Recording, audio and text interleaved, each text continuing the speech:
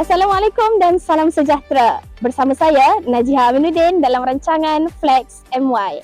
Flex Malaysia atau dikenali sebagai Flex MY adalah sebuah rancangan dokumentari yang memaparkan lokasi yang menarik di Malaysia. Selama 30 minit, kami akan memaparkan 3 lokasi yang menjadi pilihan kami di sekitar Kuala Lumpur dan Putrajaya, iaitu yang pertama Muzium Negara, Telekom Malaysia dan Masjid Putra.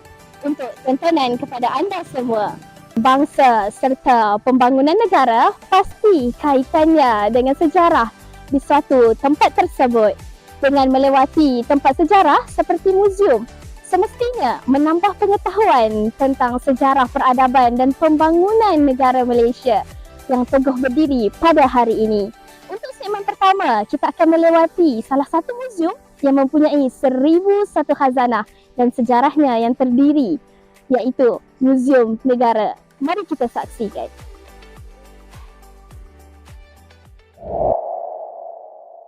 Muzium Negara merupakan salah sebuah muzium dan bangunan yang unik di Malaysia. Muzium Negara ini terletak di Jalan Damansara, Kuala Lumpur dan berhampiran dengan Taman Tasik Perdana. Ia mempunyai gabungan reka bentuk istana Melayu tradisional yang digabungkan dengan cita rasa yang moden. Muzium Negara telah dibuka secara rasmi pada 31 Ogos 1963. Hai, Assalamualaikum semua. Bersama saya, host Flex MY. Untuk segmen pertama, kita akan bersama-sama terokai Muzium Negara. Muzium Negara merupakan salah satu muzium di mana mengenai sejarah daripada tanah Melayu ke Malaysia kini. Jadi, jom bersama saya terokai Muzium Negara. Jom.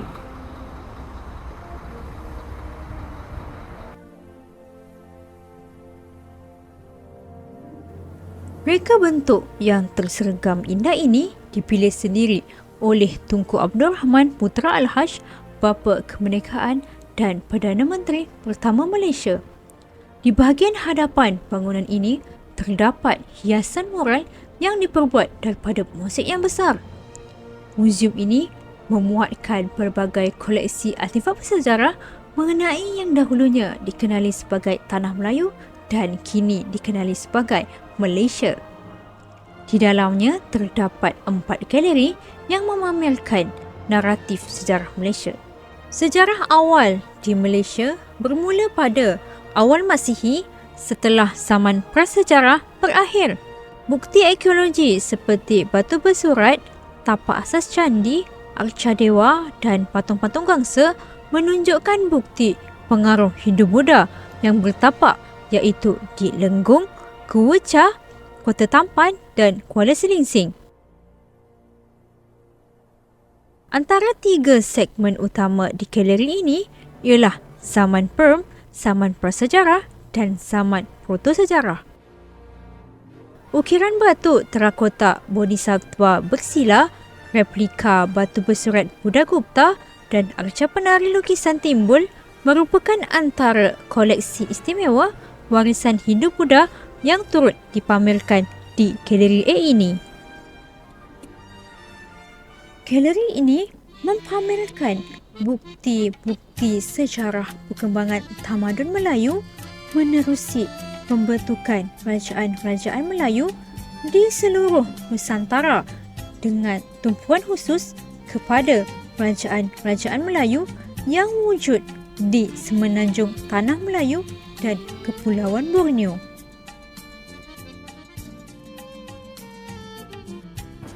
Di sini merupakan salah satu replika singgasana Kesultanan Perak. Singgasana merupakan salah satu lambang tingginya martabat diraja dan merupakan simbol kebesaran Raja-Raja Melayu.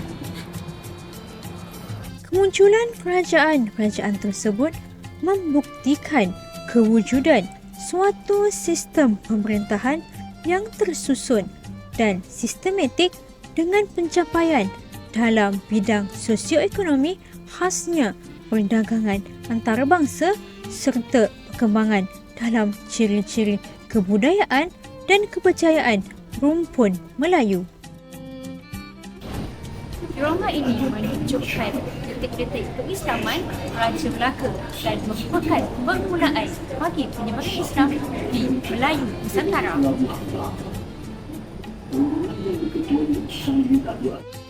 Fokus utama galeri ini ialah berkisar mengenai Kerajaan Melayu Melaka yang menjadi episod penting dalam sejarah negara. Wardah with Blue Light Protection. Apply serum dan day cream sekaligus. Dengan inovasi advanced technology, deliver 99% tingkat kemurnian. Aman terserap pada kulit. Berikan visible result. 2 steps for best skin's performance. Lightening serum ampul, berikan nutrisi hingga lapisan kulit terdalam. Lightening day cream untuk moisturize and lock to nourishment. Hasilkan 20 kali kekuatan mencerahkan. Melindungi dari paparan blue light penyebab kulit kusam. Protect your skin now. Wardah Lightening. Paragon.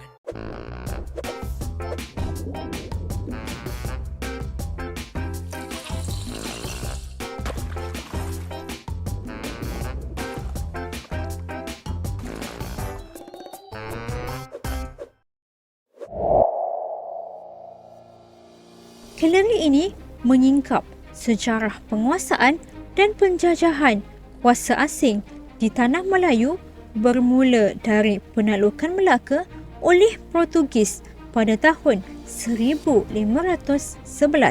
Kontak Formosa merupakan salah satu kontak yang tertua di Malaysia atau dikenali sebagai yang masyhur, dan bahasa Portugisnya merupakan Porta di Santiago. Ia merupakan kontak Formosa di bawah pimpinan Alfonso di Albuquerque. Rentetan pencerobohan ini bermula apabila kuasa-kuasa asing silih berganti membawa kepada penjajahan Belanda, British dan Jepun di samping mengancam Siam yang berterusan menjajah bumi Melayu pada ketika itu. Faktor utama yang menjadi tarikan kuasa asing terhadap bumi Melayu adalah kerana kedudukan yang strategik di persimpangan Selat Melaka, iaitu di antara jalan perdagangan timur dan barat serta kekayaan hasil buminya.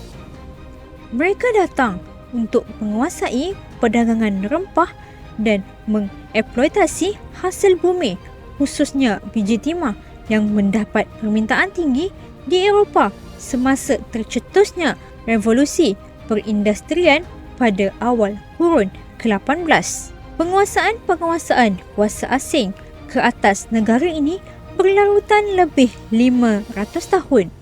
Sepanjang tempoh ini, kekayaan negara telah dirampas dan anak tempatan ditindas serta dinafikan hak mereka sehingga membawa kepada kesedaran untuk bangkit mempertahankan ketuanan di tanah air sendiri. Turut dipamerkan dalam galeri ini ialah kesan dan perubahan yang dibawa dan ditinggalkan oleh penjajah dari aspek politik, sosial dan ekonomi. Di galeri terakhir ini menyingkap sejarah gerakan awal nasionalisme yang dipelopori oleh tokoh-tokoh kebangsaan daripada pelbagai kaum yang berlatar belakangkan kepelbagaian parti politik bermula daripada campur tangan Inggeris sehingga mencapai kemerdekaan pada 1957. Ini merupakan kronologi darurat Tanah Melayu bermula pada tahun 1948 hingga tahun 1960. Kronologi ini bermula dengan PKM yang telah diketuai oleh Chin Peng, terusnya diakhiri dengan Perjanjian Damai Hatnyai pada tahun 1989. Malaysia hari ini terus mengalami pembangunan ekonomi yang membanggakan di samping keharmonian masyarakat dan kaum yang masih terpelihara. Galeri ini juga memaparkan pencapaian negara selepas kemerdekaan hingga kini. Bendera ini adalah bendera pertama yang dikibarkan di Tanah Melayu pada 31 Ogos 1957. 31 Ogos 1957 dilaungkan Merdeka, Merdeka, Merdeka oleh Perdana Menteri yang pertama iaitu Tunku Abdul Rahman. Merdeka. Namun kini, semua rakyat dapat menikmati hidup yang aman, damai serta hasil berkat kebijaksanaan pemimpin dari pelbagai kaum dan parti politik pada masa tersebut yang telah bertengkus lemus, berjuang dan berjaya membebaskan negara dari penjajahan British. Di gambar ini kita dapat lihat di mana Tunku Abdul Rahman iaitu Perdana Menteri pertama Malaysia sedang mempengerusikan mesyuarat kabinet pertama pada tahun 1957. Dan seterusnya mentakbirnya dengan aman.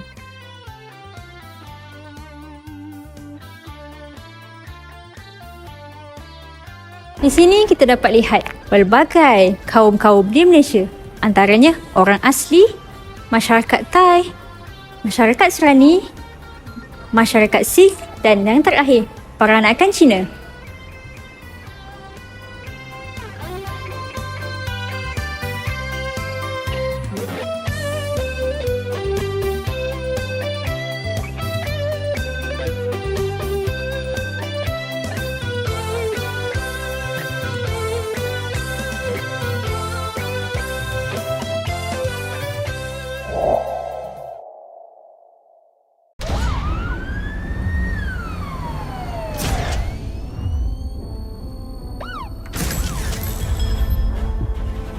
Inspektor Hassani. Seperti kain. Evo.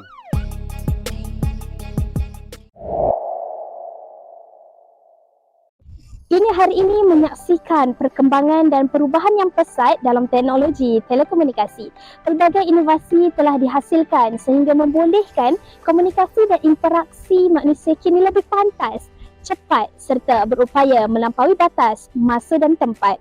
Bercakupan dunia teknologi maklumat dan telekomunikasi menghasilkan pemusatan pembangunan teknologi canggih yang membawa dunia ke abad baru yang berasaskan teknologi maklumat. Telekomunikasi moden masa kini meliputi telefon, internet, 3G, Wi-Fi dan lain-lain medium yang lebih moden. Segmen kedua membawa anda ke Muzium Telekom yang pastinya menambah pengetahuan anda tentang sejarah komunikasi di Malaysia.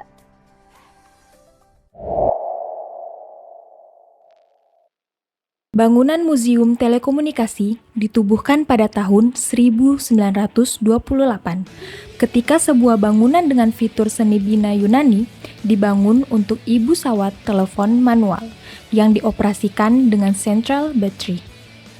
Bangunan neoklasik Greek 2 tingkat ini hampir dirobohkan pada tahun 1985 untuk memberi laluan kepada bangunan modern.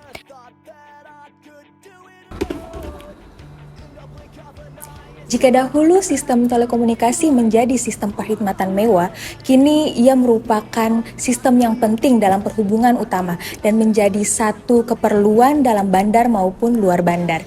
Jadi, mari kita mengambil peluang ini untuk terokai sejarah telekomunikasi di museum ini. Namun, berkat tantangan Perdana Menteri Tun Dr. Mahathir Mohamad dan Timbalan Perdana Menteri Datuk Sri Anwar Ibrahim, ketika itu Muzium Telekom dapat bertahan dan menjadi kebanggaan negara. Di setiap dinding pameran terdapat paparan sejarah dan pelbagai maklumat penting seperti terbitnya idea penciptaan pencawang elektrik yang menjadi sumber utama saluran elektrik kepada setiap rumah rakyat Malaysia ketika itu. Selain itu, terdapat juga sebuah direktori telepon lama yang dipamerkan dari tahun 1939.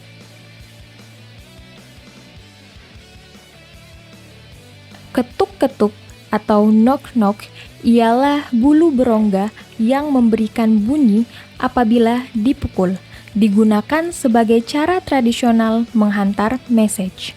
Seiring kemajuan di negara kita, pameran di museum ini telah menunjukkan peralihan perhubungan antara manusia kepada telepon, papan suis, komunikasi marin, komunikasi kereta api, dan banyak lagi.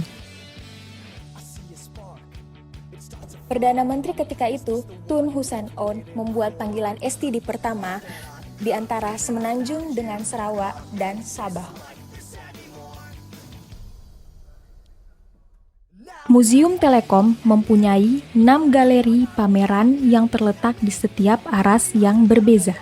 Setiap galeri tertumpu kepada beberapa peredaran zaman, yaitu era komunikasi awal, era awal telekomunikasi, era telekomunikasi, era keajaiban wire, di mana mesin code Morse digunakan untuk menghantar maklumat, dan momen TM Gallery.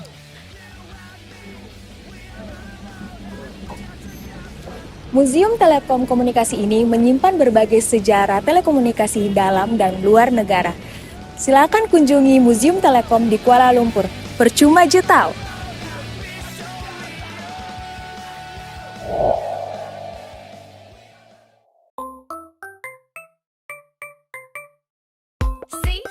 See, Wonder Day we see.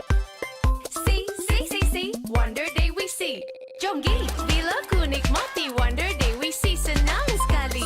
See, Wonder Day we see. Ceria hati bila minum Wonder Day we see, lazat sekali. See, Wonder Day we see. Tampilkan keceriaan. Langgan sekarang untuk penjimatan hebat daripada Wonderlab. Cuacanya bikin gampang sakit. Bersyukur. Tiap hari lembut. Bersyukur. Beri susu 7 kurma. Kebaikan susu steril dan kurma jadi satu. Beri susu steril 7 kurma. Insya Allah double khasiatnya. Segmen terakhir ini, kami akan memaparkan Masjid Putra di Putrajaya yang juga dikenali sebagai Masjid Pink yang menjadi mercutanda di tengah-tengah bangunan persekutuan di Putrajaya ini. Mari kita saksikan.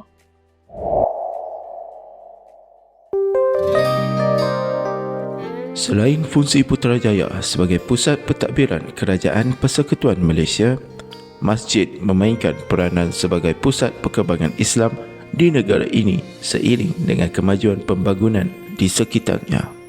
Kedudukan Masjid Putra di tengah-tengah pusat pentadbiran Kerajaan Persekutuan menjadikan ia destinasi utama setiap pelancong yang tiba ke sini. Masjid Putra yang terletak di Presin 1 Putrajaya ini berdiri megah dengan seni bina, sejarah dan peranannya yang tersendiri. Selain menjadi tempat ibadat untuk umat Islam, masjid juga berpotensi sebagai pusat tarikan pelancong sama ada dari dalam maupun luar negara kerana keunikan dan kecantikan seni binanya. Saya bersama kru Flex MY akan membawa penonton melihat keunikan dan kecantikan Masjid Putra di Putrajaya ini dengan lebih dekat.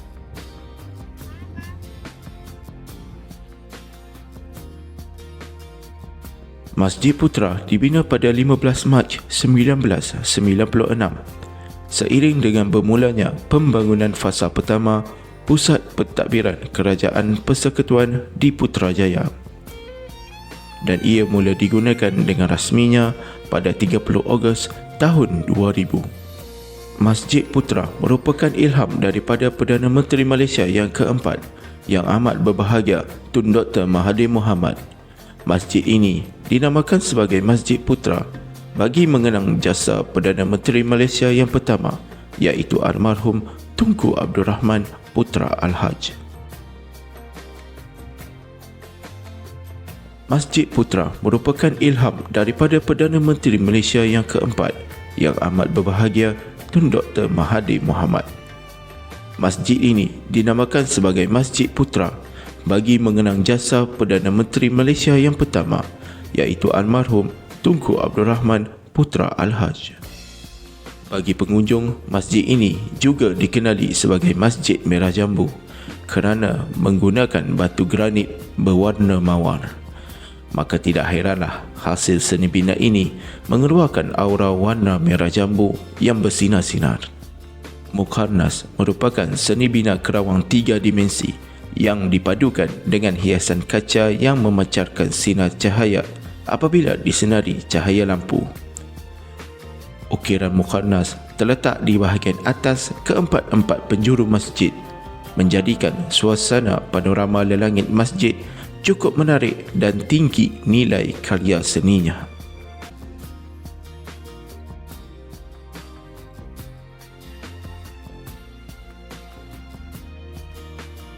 Seni bina ini diadaptasi dari binaan Isfahan di Iran pada era Safavid I ketika dulu.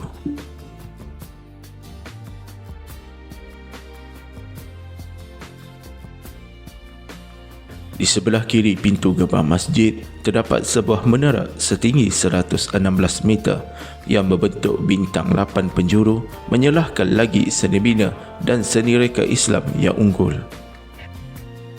Salah satu keunikan di Masjid Putra ini, di ruang dalamannya tidak ada kipas yang besar maupun pendingin hawa. Bayangkan, 18,000 orang berkumpul di masjid tanpa sebarang pendingin hawa tetapi masih nyaman dan sejuk. Sangat menakjubkan.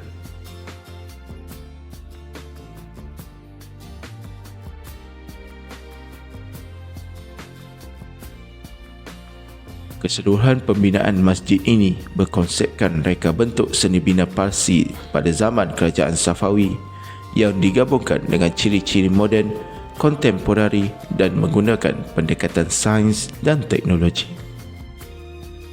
I am Abdul Samad. I come from Holland, the Netherlands. Did some research on internet and I saw very nice pictures about this mosque and beautiful history about this mosque, and that's why we visit this mosque today. We went to a lot of places, but I think the most favorite is Langkawi. Because I like the island and yes, it is a beautiful island with beautiful people. So I enjoyed my stay there on the island. I want to say to all the people in the world, come to Malaysia because people are very nice and friendly, and the food is also very good. And so come to Malaysia. Malaysia terbaik. Di sini, pengunjung boleh melihat panorama tasik buatan manusia yang unik dan jabatan yang merentas tasik menghubungkan pejabat dengan kawasan kediaman yang cukup kemas, teratur dan bersih. Kedudukan masjid ini menjadi tersohor kerana dikelilingi taman dan tasik di tengah pusat pentadbiran kerajaan persekutuan, menjadikan ia mercu kegemilangan sebuah bangsa merdeka, sebuah negara berdaulat yang mengangkat Islam sebagai pencetus kejayaan ummah.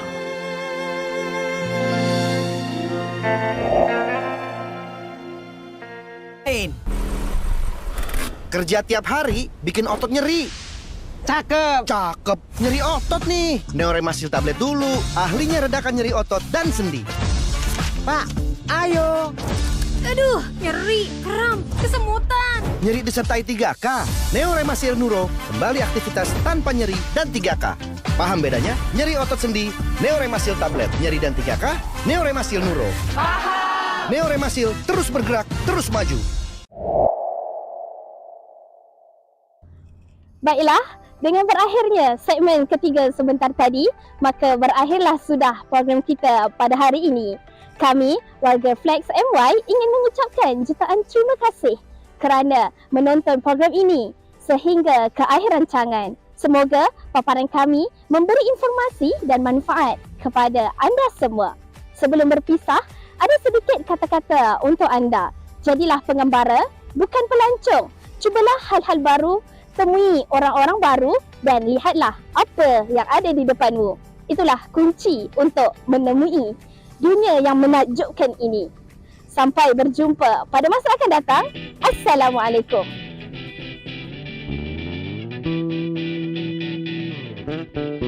Wow, wow.